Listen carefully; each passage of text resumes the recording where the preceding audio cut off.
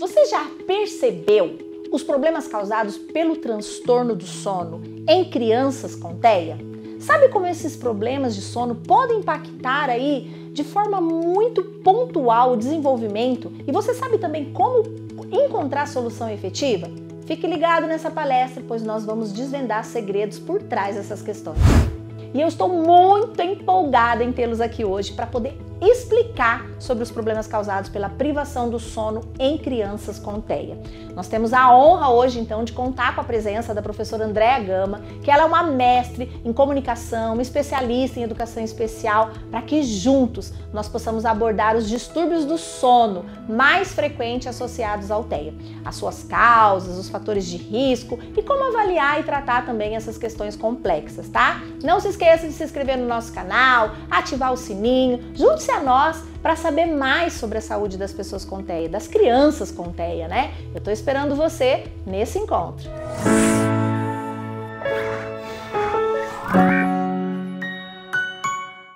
Nós estaremos falando de um tema aí, né, que é algo que aflige um pouco o coração de alguns pais e também de professores, porque por mais que falar, mas é uma questão do sono, é uma questão muito da casa dessa criança, desse adolescente, né?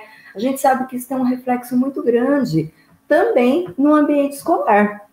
Então, nós vamos estar caminhando aí em relação ao que né? Quais são as características. Vamos observar um pouco aí o que alguns profissionais aí falam sobre esse transtorno, né, sobre essa dificuldade que algumas crianças apresentam, e principalmente, perdão, gente, o foco na sala de aula e nessa relação de um pensamento colaborativo aí, família, né, e escola, que é algo que a gente sempre traz muito aqui, os nossos alunos, a gente ressalta muito isso, quem já é nosso aluno aí, sabe muito bem da relevância desse pensamento. Eu peço perdão, gente, hoje minha garganta não tá... De vez em quando eu tenho alguns problemas aí, né, com a voz, mas nada muito grave, não. Hoje ela tá mais ou menos, mas vamos em frente aí que ela vai melhorando, vai aquecendo, né? Então, voltando aqui, ó, eu falo que com os nossos alunos a gente já traz muito essa questão de um pensamento colaborativo, de uma atuação colaborativa. Eu acho que na vida, né, hoje a gente vive numa sociedade que às vezes as pessoas estão tão ilhadas, cada um dentro dos seus fazeres, das suas habilidades, das suas dificuldades, e não existe às vezes uma troca aí. E é muito triste a gente pensar que para todas as questões que se apresentam na nossa vida, e algumas a gente não dá conta, né? E a gente sabe que não, que a gente tem que ficar ilhado, né? Então, já trago essa questão desse pensamento, que é algo que eu falo muito com os alunos. Quem conhece sabe, quem não conhece também, que queira conhecer, queira estar com a gente na pós aí, vai ouvir muito a gente falar sobre isso, né? Então, isso é só deixar um gosto aí, para que a gente não se ilhe, não fique isolado aí, cada um nas suas dificuldades ou nas suas habilidades, mas que a gente troque tudo que a gente pode aí, né? Sejam nossas dúvidas, seja o nosso conhecimento. Então, vamos lá, pessoal. E olha só, né, para começar, eu sempre gosto, por mais que já seja algo muito conhecido para alguns, não tão conhecido para outros, né, mas eu sempre falo um pouquinho aí da questão do TEA. E a gente sabe que os critérios diagnósticos do transtorno, né, isso aí, tem o DSM nos traz isso, né, então a gente entende quais são as características, que são bases aí que os médicos se pautam para a definição do diagnóstico, né? Mas além destas características, até eu coloquei naqueles retângulos azuis ali embaixo, né? Socialização, comunicação, né? Então, que são duas áreas aí que estão bem próximas, até porque a gente entende que a comunicação tem muito do aspecto social, né?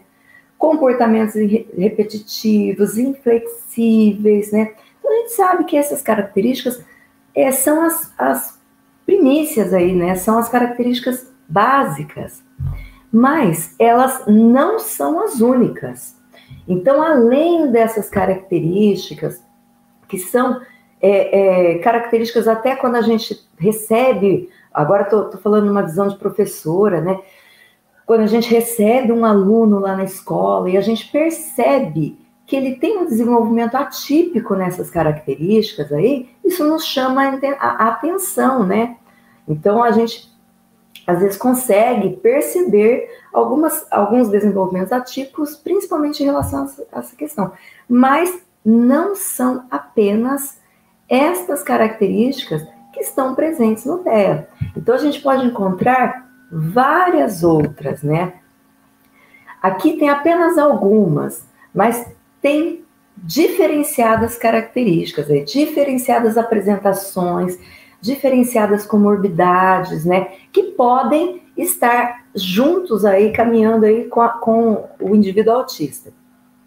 Levando em consideração que quando a gente pensa em relação ao indivíduo TEA, a gente entende que eles não estão dentro de uma caixa e que todos serão iguais, padronizados, né?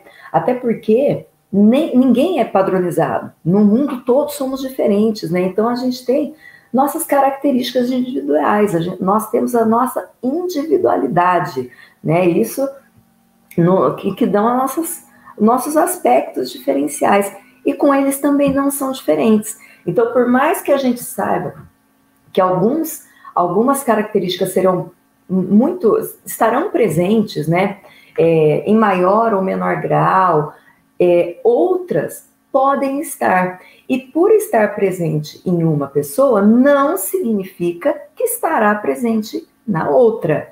Por quê? Porque eles são indivíduos. Então, eles têm características próprias, assim como nós, né? Tem gente que é muito bom aí em alguma coisa e tem dificuldades muito grandes em outras. E outros que são justamente o contrário. Aquilo que se coloca como uma grande dificuldade para um, pode ser um aspecto muito simples para outro, né? Então, quando a gente pega o DSM, ou mesmo um artigo na internet, nós percebemos essa diferenciação aí, né, de características. Quando a gente pega um estudo de caso, por exemplo, características que uma criança apresenta e de outra, né, e a gente percebe na sala de aula, os professores não percebem que mesmo com o mesmo diagnóstico, às vezes as características são bem diferentes, né? Então a gente tem atuações diferentes com o outro também. E falando de alguns dos problemas, como eu disse, aqui são alguns, né? Que alguns podem apresentar e outros não, e terão outros também que outros vão apresentar. Mas entre alguns desses, podem existir o quê? Transtorno de ansiedade, epilepsia, distúrbios do sono, né? Transtornos do sono, como a gente vai estar falando hoje. O TDAH, né? Então, quando a gente pensa aí nos transtornos do neurodesenvolvimento, que são aqueles transtornos que aparecem ainda aí, a gente vai perceber características ainda durante o desenvolvimento da criança. O TDAH também é um transtorno do neurodesenvolvimento, assim como o TEA. E, às vezes, ele também está presente na criança com TEA, né? Então, são dois transtornos aí, né? Transtornos em comorbidade. Transtorno desafiador de oposição, né? Então, o TOD também pode aparecer, entre outros. E hoje, especificamente, a gente vai falar da questão do sono. Aqui, ó, até é uma citação que vem do material do Hospital Albert Einstein, e ele traz justamente algumas características que às vezes a gente percebe aí na criança, né? No contexto de sala de aula, eles não falam nem apenas em relação à criança, porque aqui até coloca que a questão do trabalho, que então um adulto também, né, Então foge um pouco do contexto apenas da sala de aula, né? Mas que às vezes a gente vê aquela pessoa lá com rendimento, às vezes abaixo do esperado, uma sonolência, uma irritação, às vezes uma lentidão, e até mesmo esse conjunto aí de características pode ser tratado como preguiça, como mau humor, né? Então, outras várias coisas aí que podem ser nomeadas. Enquanto que, em alguns momentos, uma garrafa de água gigante aqui do meu lado, tá, gente? Vocês não assustem do tamanho da garrafa, não. Então, enquanto que em alguns momentos, isso tem uma causa que está externa àquele momento, né? Tem outras causas, então não é uma preguiça, não é uma falta de vontade, né? Não é, não tá nem aí, né? Então, um descaso. Às vezes, isso tem uma causa que tá lá, que foi de uma noite mal dormida. Então, aquela criança que não dormiu direito, aquele adulto, né? Como traz aqui nessa citação, que não dormiu direito, isso está sendo refletido naquele ambiente. Olha só, gente, até essa médica aqui, né, Estela Márcia Azevedo, que é a médica do Hospital Albert Einstein, ela traz a questão da quantidade de horas que cada faixa etária precisa dormir.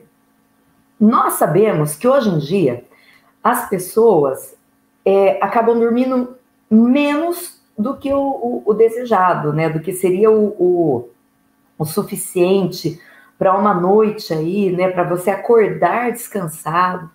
Quantas pessoas aí que dormem 5 horas, né, por noite, pessoas que trabalham até tarde, pessoas que acordam cedo e acabam dormindo tarde por outros motivos. Eu digo que as telas atraem muito também, né?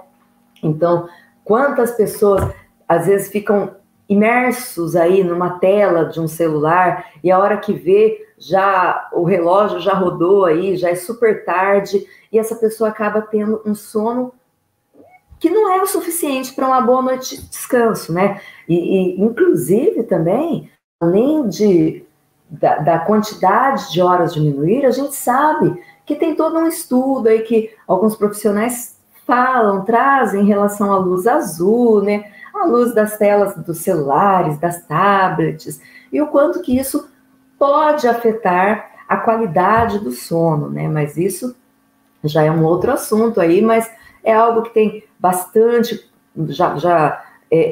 vários médicos já falaram, vários pesquisadores aí trazem essa questão da tela, né?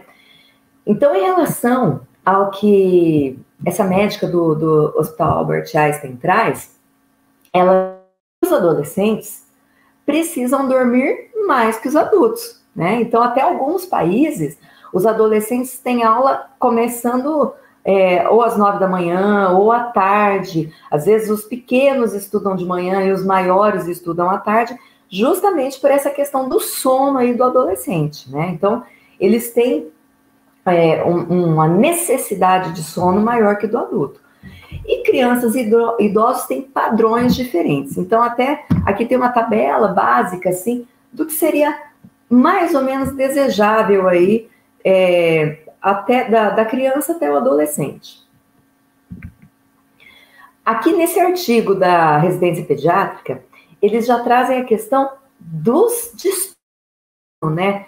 E como que eles se apresentam, quais são os principais distúrbios de sono nas crianças. E esse artigo não está falando em relação ao TEA. Logo mais aí a gente vai ter um dado em relação ao TEA. Esse aqui são no geral, né? Num quadro geral aí da infância. E eles colocam uma prevalência que é alta.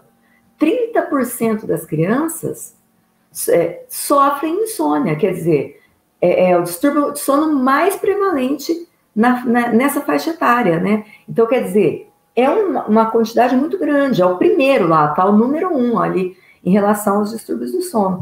Então, 30%, ou seja, é um número alto, né? E a gente, às vezes, nem se dá conta, né? Acha que a insônia é algo aí muito do adulto, né? Por causa das preocupações, né, financeiras ou do trabalho, mas isso também acomete as crianças, né?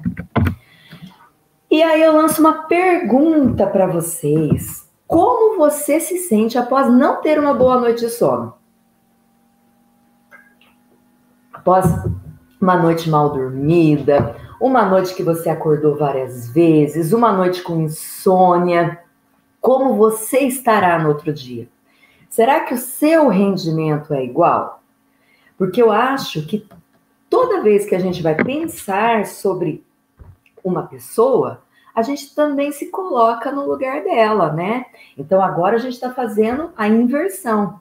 Nós estamos sendo os avaliados, né? Então, como que você se avalia aí? Eu tenho enxaqueca, me dói muito a região dos olhos, parece que meu pensamento está mais lento. Então, para mim, tem uma afetação muito grande. Tem pessoas que dormem pouco e acordam super bem. Não é o meu caso, eu durmo pouco. Mas se eu dormir menos do que o pouco que eu durmo, né? Eu acordo muito cedo, durmo tarde, mas se eu dormir menos do que esse tempo que eu sou acostumada, isso me afeta muito. E para a criança, também. Para a criança até, também, de uma forma bem significativa. Então, agora a gente já está pensando em relação ao TEA. Olha que quantidade grande, né? A prevalência, né? Então, esse número aí de crianças, a gente vai ver que é um valor alto. Crianças que estão no espectro, que têm o transtorno do espectro autista e que têm um distúrbio do sono. Então, ó, a médica Renata Carneiro, ela traz os dados em relação à prevalência, aos números, né? Isso outros autores também trazem essa referência, e a gente vai ver que o padrão, aí, o número é praticamente o mesmo, né, pela citação de vários profissionais. Então, olha o que eles colocam para a gente, que os distúrbios do sono em pacientes com transtorno do espectro autista são muito comuns e persistentes, atingindo de 44% a 83%, ou seja, é um número muito grande. E eles têm apresentações diferentes, né? Então não tem uma padronização assim da forma com que eles se apresentam na criança. Então, olha só, podem incluir uma insônia, sendo essa a inicial, a criança demora demais para pegar no sono, né? A mediana, a criança acorda, ou a terminal, né? Às vezes, 4 horas da manhã, a criança já desperta, né? Padrões irregulares de sono, poucas horas, né? E noites sem dormir, como é relatado por alguns pais. Eu que estou há uma caminhada aí de 20 anos aí, né, na educação especial, com a deficiência intelectual e o TEA, eu vejo relatos de alguns pais que falam, ó, ele veio, mas ele quase não dormiu, né? Essa criança quase não dormiu essa noite. E daí a criança acaba chegando na escola, depois a criança começa a ficar irritada, deita na carteira, acaba dormindo, né? Na escola, então padrões muito irregulares. E não é algo raro esse relato da noite sem dormir total, assim, em que a criança teve uma noite completamente sem sono, né? Além disso, a médica traz outras questões, aí, outras comorbidades que podem acabar por piorar o distúrbio. Então, entre elas estão, ó, depressão, ansiedade, o refluxo, né, gastroesofágico, epilepsia, psicose, o próprio TDAH, né? Entre outros aí que a gente vai ver depois, incluindo agitação diurna. Então, outras características acabam por piorar o transtorno, né? Então, é algo que não só não dormiu bem, assim, mas ele tem outras, algo mais profundo, né? Em relação às causas, os profissionais trazem algumas características, sendo algumas de ordem comportamental e outras de ordem clínica, de ordem fisiológica da criança, né? Então, a gente vê que assim como as apresentações, né, de como que será essa noite, tem causas diferentes, são diferentes da criança, as causas também são diferentes, né? Tem uma questão comportamental, que é muito, muito comum, até tem a ver com aquele critério diagnóstico também, da socialização, do interesse social, né? Que a gente vai falar um pouquinho mais logo adiante aí. Mas o que alguns profissionais, né, até o Tiago Guzmão, que é um neuropediatra bastante conhecido, ele fala da questão da ansiedade diurna. Então, a criança passa o dia naquela ansiedade, né, que acaba levando a um descontrole comportamental e, como consequência, enfrenta dificuldades para iniciar o sono. Até ele fala, e a insônia em si, né, ou sono fragmentado, acorda várias vezes, ou seja, não é uma noite de sono tranquila, não é uma noite de sono que vai trazer descanso para essa criança. Né? Então, a criança não consegue ter aquele sono profundo, aquele sono que ela vai descansar. E o interessante que ele coloca para a gente é a questão do ciclo, né? Por quê? Porque ao mesmo tempo que essa criança tem uma ansiedade diurna que vai levar a essa dificuldade de dormir, essa própria dificuldade de dormir vai levar a uma ansiedade diurna. Então, a gente vê que é cíclico, né? Um vai acabando, acaba fazendo com que o outro aconteça. Então, é algo que tem que ser pensado aí num contexto não apenas no momento de dormir, né? Mas do dia todo. Então, porque é algo cíclico. Além essa ser uma causa, a gente vê que é muito comportamental, ele também nos traz uma causa fisiológica aqui, né? Que é relativo, a gente vai ver que não é a única, tá, gente? Existem outros médicos que também apontam outras causas. Mas aqui ele traz a questão de algo que hoje a gente ouve falar muito, né? Porque chegou no Brasil, as pessoas estão tomando, mas antes a gente não ouvia falar muito, que é a melatonina, né? Que é um hormônio natural, esse hormônio que o nosso corpo produz, né? E começa a produzir quando a luz do dia, né, vai diminuindo. Hoje a gente vê nas farmácias, vê propaganda, né? Melatonina, gotinha de melatonina, tem até gominha, né? Mas o que a gente está falando aqui não é do remedinho em si, né? Não é da melatonina para se tomar, mas é da melatonina processada, né? Aquela do nosso corpo.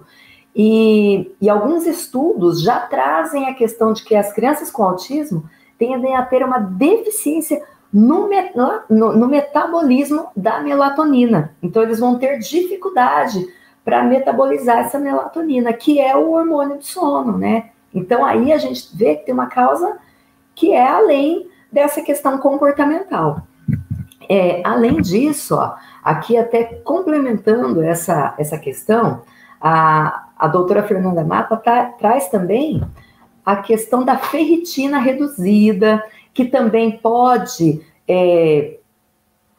proporcionar um aumento, né, dos movimentos periódicos, sabe aquela síndrome das pernas inquietas? Algumas pessoas têm, né, que não consegue parar e fica mexendo, mexe a perna, mexe o braço, né? Então parece que é uma agitação que não para aí durante a noite, né? Então é aquela pessoa que permanece agitada, né? E ela até coloca a questão da ferritina. E, além disso, ela também traz a questão das convulsões, dos distúrbios gastrointestinais, da diarreia, né? E outras causas que podem influenciar a essa noite de sono mal dormida. A criança não consegue, falo criança, mas também o adolescente, né? Não consegue ter aquele sono profundo, aquele sono de descanso mesmo, que é um sono necessário ao aprendizado, é um sono necessário a um relacionamento aí, né, uma troca aí com as demais pessoas, né, então vai afetar a parte social, né, a parte comportamental, então isso é algo bem importante. Então, olha só, né, aqui tem uma outra questão aqui, ó, que às vezes o indivíduo autista, ele não vai ter a mesma percepção, né? A percepção em relação à interação da casa, ao que está acontecendo na sala de aula, devido à questão social. Ele tem a dificuldade da socialização, né? Então, a socialização é um elemento, é um critério diagnóstico. Em maior ou menor intensidade, todos terão. Por que eu estou falando isso?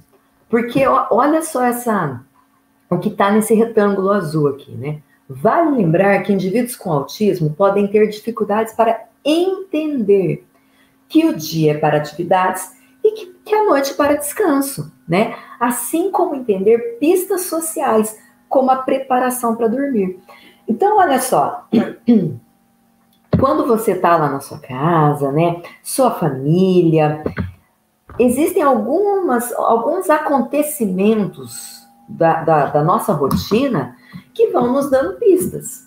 Então, ó, cheguei em casa, a hora do banho, a hora de preparar a refeição, né, de comer, tem gente que come sozinho, tem gente que come com a família, né, um momento de troca, né, e depois um momento juntos lá, assistir uma TV, né, jogar, ler um livro, e que esses momentos vão antecedendo outros, e que lá no finalzinho da noite, colocar o pijama, escovar o dente, né, são pistas de que nós vamos dormir, né? Então eu vi, opa, no caso a criança, minha mãe já está de pijama, opa, eu já estou de pijama, ó, tomei banho, já estou de pijama. Então, isso significa que logo mais eu irei dormir. O que acontece, isso a gente percebe na escola, em outras atividades também. Aqui a gente falou uma atividade da casa, mas na escola a gente também percebe isso, né? Por isso que a gente trabalha muito com rotina, com previsibilidade, né? O que acontece é que a criança até, né, o adolescente, por vezes ele tem baixo interesse social. Então ele não está observando esses acontecimentos, né? Ele não está interagindo com muitos desses acontecimentos. Ele tem dificuldade para entender essas pistas. E querendo ou não, essas pistas são antecessoras. Elas vão nos guiando aí, elas vão nos direcionando para aquela ação, que é a ação de dormir. Então, opa, esse horário aqui, já fiz isso, já tomei um lanche, já tomou a mamadeira, né? Então, logo mais já pôs pijama, escovou o dente, a próxima é ir para a cama. Mas isso é muito social, gente. Então, a gente também está falando da questão da socialização. E a gente sabe que isso aí é um elemento que o autista terá dificuldade. Olha outro fato aqui, que o autismo em realidade, que eu gosto bastante, até tem um material aí, que está nos slides aqui, mas está também nas postagens que a Mara coloca lá no Telegram. A capa está, mas o endereço eu coloquei aqui.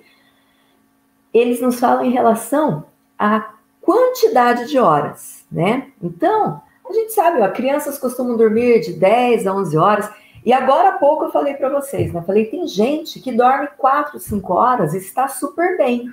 E tem gente que se dormir 7 horas, acorda mal. Lembra que eu falei que eu não sou uma pessoa que dorme muitas horas, mas se eu dormir menos do que as horas que eu sou acostumada, vai me dar, com certeza, no outro dia, minha cabeça parece que está latejando. Por quê? Porque eu fugi daquela rotina que eu já tenho estabelecida. Mas como eu tinha dito para vocês, até mesmo os adultos, né, as pessoas neurotípicas, elas têm rotinas de sono diferentes, horários de sono diferentes. Em relação ao TEA, né, o que eles nos trazem é que, devido a alguns estudos, algumas pesquisas, já apontam que algumas crianças, alguns indivíduos TEA necessitam de menos horas de sono.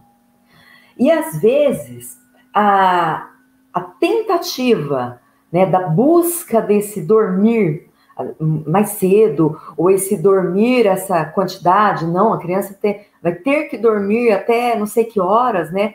Às vezes pode ser até algo que vá criar uma contrariedade aí na casa, né? Então, olha o que eles nos colocam, que é importante ter isso em mente, pois colocar a criança mais cedo na cama para dormir mais pode, de fato, tornar mais difícil para que ela pegue no sono, né? Então pode dar uma inversão, porque daí ela vai ficar na cama, vai ficar, às vezes vira para um lado, vira para o outro, e o sono não vem, né? Então ela acaba até mesmo gerando um despertar aí nessa criança. Isso é algo que às vezes acontece com a gente também, né? Não apenas com a criança, com o indivíduo TEA, mas acontece até mesmo com a gente. E aí a gente entra nas possíveis consequências. E agora sim, a gente já está caminhando aí para elementos que nós vamos encontrar no contexto de sala de aula. E buscando essa parceria agora desse trabalho colaborativo com os pais, né? Então aqui a gente vai encontrar na sala de aula, mas também em casa, em ambientes aí, né, sociais, no convívios sociais, a gente vai ver que essas consequências aqui vão, às vezes, gerar sérios embaraços. A gente vai precisar ter domínio de algumas estratégias aí para poder estar lidando com essas dificuldades que nós vamos encontrar. Então, o que essa criança, né, esse indivíduo, esse adolescente aí pode apresentar em consequência dessa noite mal dormida, ou desse conjunto aí, dessa quantidade aí de noites, né, dessa rotina de sono, que não é uma rotina de sono que ele vai descansar, né? Então, até o que o Thiago Guzmão falou lá, né, essa questão cíclica, que acaba, parece que é algo como que sem fim, né? Então ele tem um dia agitado, uma noite mal dormida, que leva a ter um dia agitado, que leva a ter uma noite mal dormida, né? Então todas essas apresentações aí terão consequências, né? E na escola encontraremos muitas dessas consequências, em casa também, né? Então a gente vai aí estar de frente com elas, que são, aqui tem algumas, podem aparecer outras também, ó. Irritabilidade, né? Eu tenho isso quando eu não durmo bem. Às vezes eu fico quieta, assim, né? Não mexe muito, né? Porque às vezes você tem dificuldade até para processar, às vezes, a informação que a pessoa está te passando, né? Crises de agressividade. Então a criança empurra, às vezes tem comportamentos disruptivos, né? Que são aqueles comportamentos não socialmente relevantes. Então ela tá irritada, dormiu mal, né? E a outra criança tenta pegar o brinquedo e, ao invés de utilizar-se de estratégias, que são estratégias socialmente relevantes, né? A criança não tem a comunicação oral, mas ela usa uma troca de cartões, né? Então, ao invés dela apresentar essa troca de cartões, ela vai empurrar o amigo, né? Então, ela vai apresentar um comportamento disruptivo, um comportamento que não é desejado, né? A gente não quer que ela apresente esse comportamento, mas isso vai vir de vai ter uma outra causa lá, que é essa noite mal dormida, né? Esse ciclo, às vezes, a quantidade aí de noites mal dormidas. Depressão, dificuldades de aprendizagem, ó. Como eu disse, olha o ambiente escolar aí. por vezes pode apresentar a agitação e a hiperatividade, é o que o Thiago Guzmão falou, uma agitação diurna, né? E essa agitação acaba levando a uma noite mal dormida, que leva novamente à agitação.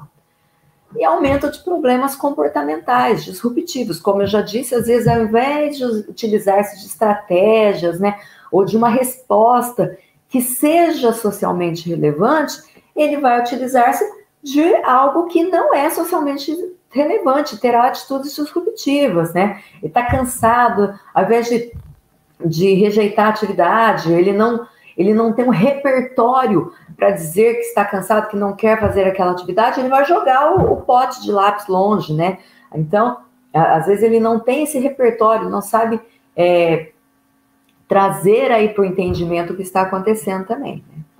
E só para a gente pensar aí, né, os problemas de sono, ó, da criança com autismo podem afetar o rendimento escolar, é o que a gente está falando aqui, né? O rendimento, o comportamento, a socialização na escola, porque às vezes a socialização que ele já tem uma dificuldade, ele já tem a dificuldade que decorrente do próprio transtorno, às vezes vai ser mais intensificada ainda essa dificuldade social dele, né? Mas isso também terá reflexos no convívio social, no convívio familiar. Às vezes, o comportamento de sono da criança trará problemas familiares aí para todos que estão naquela casa, né? Então, não é apenas a criança que não dormirá bem, mas toda essa família será afetada, né? Então, a gente vê que traz problemas que podem ser de ordem familiar, e, como a gente está falando, os problemas na escola, aqui no aprendizado, né?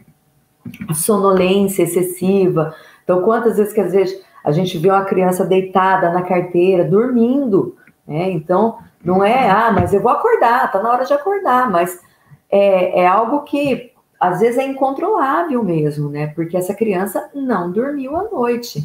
E ela não vai conseguir se atentar para uma atividade, a gente não vai conseguir fazer com que ela aprenda uma nova habilidade numa situação dessa. Então, para que ela aprender, até quais são as habilidades lá, né, de habilidades básicas, habilidades pré-acadêmicas, a gente não fala da atenção? Então, para aprender, a criança precisa estar atenta. Uma criança que está sonolenta, dormindo na carteira, ela não está atenta, né? Então, a gente precisa despertar a atenção dessa criança. Isso é uma habilidade básica, né? Uma habilidade... um pré-requisito aí para a aprendizagem é a atenção.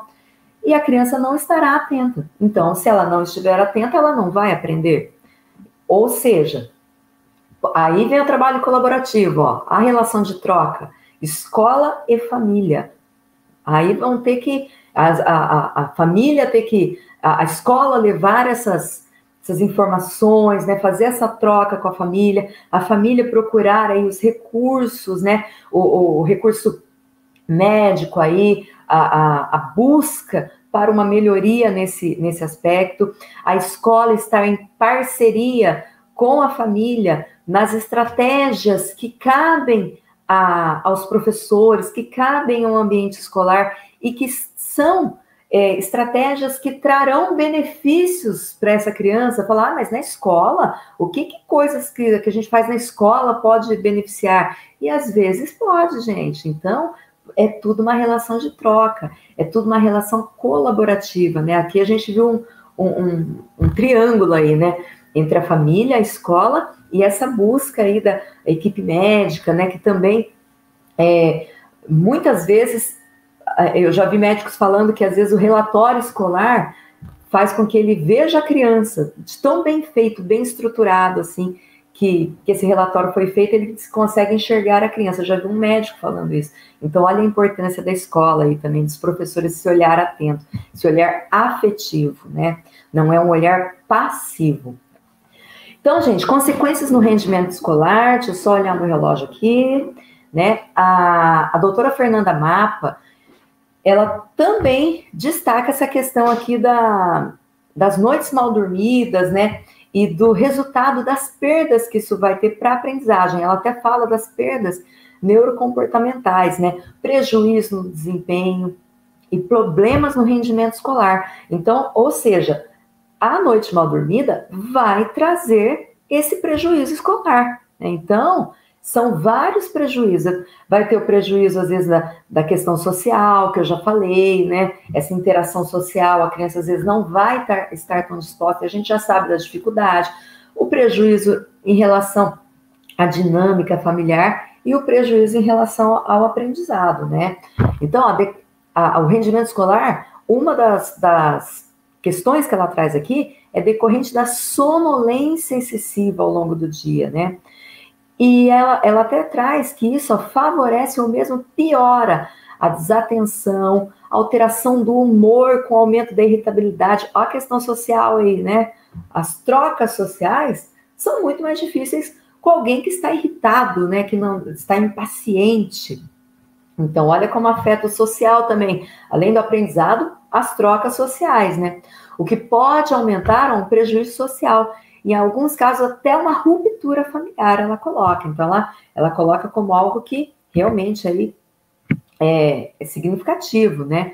E ainda, fechando no pensamento dela, ela fala da questão das funções executivas, que também podem ser prejudicadas em decorrência da qualidade do sono não ser adequada, né?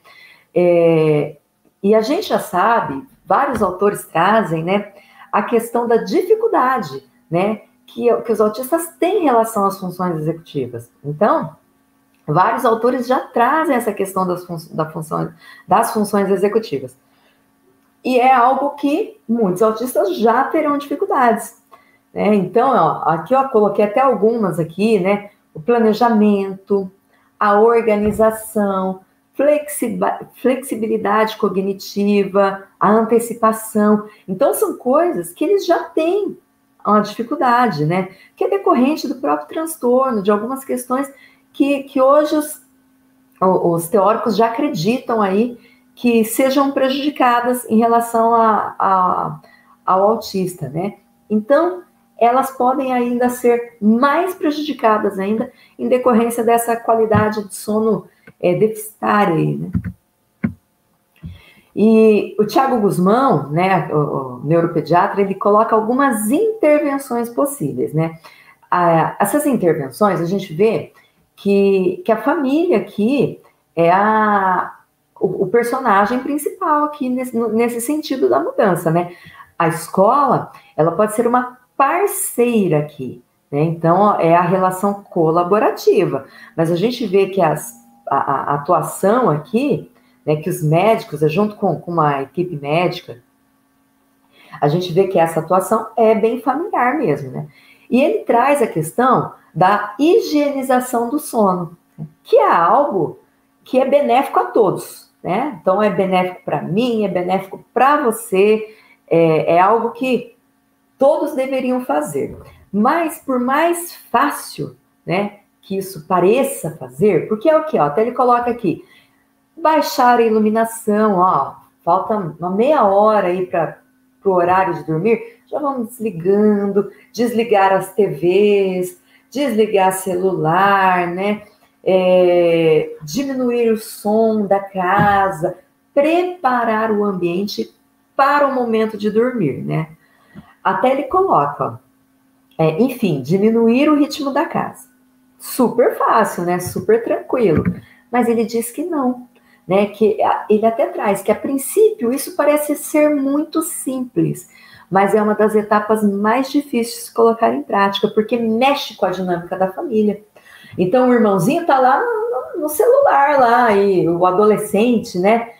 E ele fica naquele ritmo, ele não para, né? Por mais que já esteja preparando a casa vou colocar aqui pro caçula, tá? Uma situação hipotética aqui, dormir, a gente vê que alguns membros, às vezes, não vão ter dificuldades na adaptação dessa rotina, né? E até o médico fala, porque muitos querem, né, a solução medicamentosa, aí, né, um remédio, e ele coloca que esse não é o primeiro passo, né? E quando eles buscam sempre de forma mais natural, mas é somente o médico que vai direcionar isso aí, né? Então, é o médico que vai definir os critérios, depois de várias mudanças. Este uma cartilha que eu achei muito interessante, que é do Autismo e Realidade. Uma cartilha de dicas para as famílias, mas eu coloquei aqui família e professores porque eu acho muito interessante essa relação de troca, né? E eu acho interessante que os professores conheçam para também orientar as famílias. Falar, tem um material que é bacana, que dá para baixar, sabe? Então tá até o endereço aqui. Olha a relação parceira aí, né? Que é muito importante. Então por isso que eu coloquei família e professores, tá? E essa cartilha tem algumas estratégias que são bem interessantes. Fala também dessa questão da higienização do sono, fala outras, um ciclo mais de rotina, né? Então, a gente sabe o quanto que os autistas têm, às vezes, a necessidade dessa rotina. Então, aqui eles trazem muita questão da rotina. Ó, o endereço é esse aqui, tá, gente? Que está no material. Daí vocês podem baixar, entre outras, que tem muitas lá, muitas mesmo, para os professores, para as famílias. Então, tem bastante, tá? E essa cartilha, ela traz algumas sugestões aqui, né? Umas estratégias. Promover comportamentos diurnos, né? Então, atividades físicas, né? Que isso vai acabar fazendo com que a criança chegue à noite mais cansada, né? Toda uma questão aí do próprio corpo, né? Ensinar seu filho a pegar no sono sozinho, para que a hora que ele acorde, ele volte a dormir sozinho. A gente sabe que isso é bem difícil, né? Mas a cartilha tem algumas dicas em relação a isso. Tem dicas para manter os horários de sono mais regulares, estabelecer uma rotina na hora de dormir, até tem um material aí na sequência que vai ser um quadro de rotina e previsibilidade, e criar um ambiente de sono confortável. Aqui eu destaco também a questão sensorial. E a gente sabe o quanto que alguns autistas têm dificuldades sensoriais em relação a tecido, cheiros, né, temperatura do quarto. Então, tudo isso que para nós, às vezes, não tem significação, nem percebo a textura desse pijama, né? Para um autista, às vezes, ele percebe de uma forma diferente. Então, isso também deve ser um elemento levado em consideração, tá, gente? Por mais que para a gente possa parecer muito sutil, às vezes para ele não é. Estruturar uma lista de coisas para fazer. Essa lista pode ser com imagens, com palavras, com objetos, mas que dê um direcionamento, ajuda essa criança a perceber esse horário, perceber a ordem que as coisas acontecem e que vão levar a esse momento de dormir, né? Criar um cronograma visual para ajudar a todos da casa a entrar nessa rotina. Até a higienização do sono, como a gente já viu, não é apenas a criança, né? Mas é a casa, é a rotina da casa, né? E aí, ó, a cartilha até traz que alguns autistas que podem não interagir bem com o uso das imagens, podem utilizar de objetos, né? O pijama, a mamadeira, né? Antes de dormir. Então, ir organizando essa rotina de acordo também com alguns objetos que tenham significação, né? Aqui até eu coloquei uma imagem que tem alguns objetos, né? Às vezes um livro. E aqui dividir, ó, o que é calmante e o que é estimulante, né? Então, o banho é calmante? Se for calmante para essa criança, ele pode ser mais tarde. Tem criança que o banho é estimulante. Não tem aquela, eu tomei um banho, estou revigorado, né? Pode ser estimulante. Um livro, tem gente que pega um livro e dorme. Eu já teve vezes eu ficar até 3 da manhã com um livro porque eu queria conhecer mais, eu queria ler. Então, aquele livro, para mim, foi extremamente estimulante, porque eu não queria parar. Então, eu continuava no livro. Ou seja, para mim não foi calmante, foi estimulante. Então, não serviria. Então, a gente entender o que é calmante e o que é estimulante para ir organizando esses horários também, né? Aqui, gente, é um quadro de rotina, ó. né? Um cronograma visual aí que pode ser feito com a criança. Então, você cria o quadro e vai seguindo essa ordem. Os professores aqui podem ser importantes parceiros também, né? Às vezes a mãe não consegue, né? A família não consegue, às vezes, elaborar um quadro desse, e o professor tem um conhecimento maior, tem estratégias aí, recursos que às vezes podem trabalhar de forma colaborativa aqui com a família, né? Lembrando que esse quadro, ele é muito, muito individual, né? Ler história. Às vezes a família não tem esse hábito, né? Então, vai ser o quê? Vai ser fazer uma oração, né? Então, ele vai ser moldado aí, vai ser estruturado de acordo com o hábito da família. E os professores podem ser parceiros aí também, ajudando as famílias aí a estruturarem esse quadro, né? A ter essa estruturação. E aqui, último, eu peguei algumas outras imagens que também podem ser utilizadas no sentido de dar uma referência, de dar pistas, né? De que o horário de dormir está chegando, né? Diminuir a luz, né? Desligar os celulares, né? Hoje em dia, não estou falando aqui em relação ao TEA, mas a gente sabe o quanto que o celular aí é concorrente do sono de muitas pessoas, né? Então, ele acaba levando a pessoa a ter noites mal dormidas. Um chazinho de ervas, ler um livro, né? Um banho, deitar na cama, né? Esperar o sono chegar. A gente viu que, às vezes, o tempo muito grande na cama também pode ser contrário aí, né? E aqui são algumas dicas, gente.